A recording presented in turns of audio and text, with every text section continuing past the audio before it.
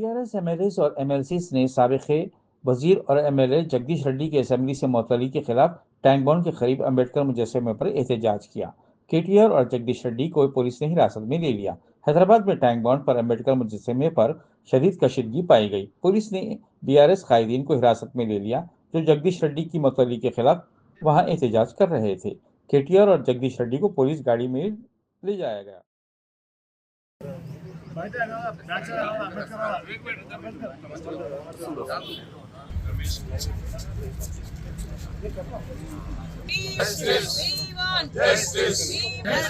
We want justice. We want justice. We want justice. We want justice. Jai Telangana. Jai Telangana. Jai Telangana. Jai Telangana. ప్రభుత్వ అహంకార వైఖరి నశించాలి. ప్రభుత్వ అహంకార వైఖరి నశించాలి. ప్రభుత్వ అహంకార వైఖరి నశించాలి. We want justice.